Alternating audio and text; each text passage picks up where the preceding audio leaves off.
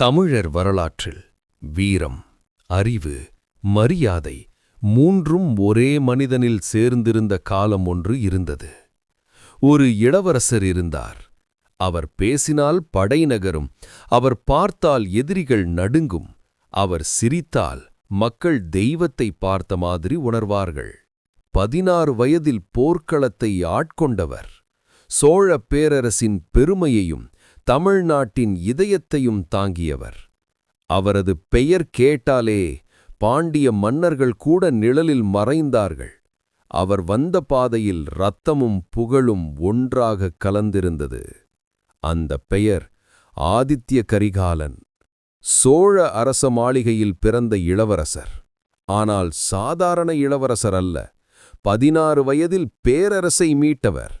போர்க்களத்தில் வாள் மட்டுமல்ல, அறிவாலும் வெற்றியை பெற்றவர்.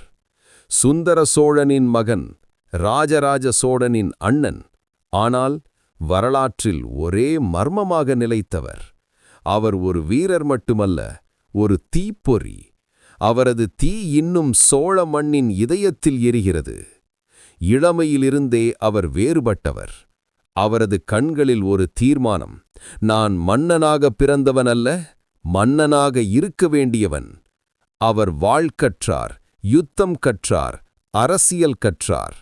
போர்க்களத்தில் யாரும் அவரை சமமாக எதிர்கொள்ள முடியாது. அவர் எப்போதும் ஒரு வீர சிங்கம் போல இருந்தார். சுந்தர சோழர் பெருமையாக சொன்னார், என் மகன்தான் சோழத்தின் எதிர்காலம். அந்த வார்த்தை ஒரு பேரரசின் விதியை நிர்ணயித்தது. அந்த காலத்தில் சோழப் பேரரசு பலவீனமடைந்திருந்தது. பாண்டியர்கள் தெற்கிலிருந்து எழுந்து வந்தார்கள். போர்க்களம் இரத்தத்தில் நனைந்தது. அந்த நேரத்தில் சோழப்படையை வழிநடத்த யாரும் முன்வரவில்லை. அப்போது 16 வயது ஆதித்ய கரிகாலன் முன்வந்தார். எனக்கு செல்ல அனுமதி தாருங்கள் அப்பா, நான் நம் பேரரசை மீட்டெடுக்கிறேன் என்றார். அவர் புயலாய் போர்க்களத்துக்குள் பாய்ந்தார். அவரது வாளால் பாண்டிய இராணுவம் சிதறிப்போனது. அந்த போரில் வீரபாண்டியன் சாய்ந்தார். அந்த நாளிலிருந்து ஆதித்ய கரிகாலனுக்கு புதிய பட்டம் கிடைத்தது: வீரபாண்டியன் தலகொன்ற வலவன். அந்த வெற்றி சோழ பேரரசை மீண்டும் உயிர்ப்பித்தது. மக்கள் அவரை தெய்வமாக போற்றினர். அந்த நாளே அவர் வரலாற்றின் பக்கத்தில் எழுந்து நின்றார். வெற்றி சில நேரங்களில் ஆபத்தாக மாறும். அவரது புகழ் வானத்தை தொட்டது. ஆனால் அந்த வானத்தின் கீழே பொறாமை விதைகள் முளைத்தன. சிலர் மாளிகைக்குள் மௌன சதியை கைத்தார்கள். அவர் நாளை மன்னனாகிவிட்டால் நமக்கு சொந்தம் எதுவும் இருக்காது என்று எண்ணினர். அவரது கனவு சோழ பேரரசை உலகளவில் எழுப்புவது. ஆனால் அந்த கனவுக்கே எதிரிகள் தோன்றினர்.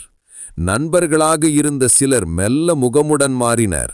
அந்த இருள் மாளிகையின் ஒவ்வொரு சுவற்றிலும் பரவத் தொடங்கியது. காஞ்சிபுரம், கிபி 969. அமைதியான இரவு. நிலா கூட மறைந்திருந்தது. ஆதித்ய கரிகாலன் தனது மாளிகையில் ஓய்வெடுத்திருந்தார். அவரை சந்திக்க யாரோ வந்ததாக கூறப்படுகிறது.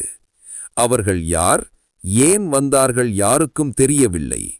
அந்த இரவு பிறகு சோழப் பேரரசு மாறிப்போனது.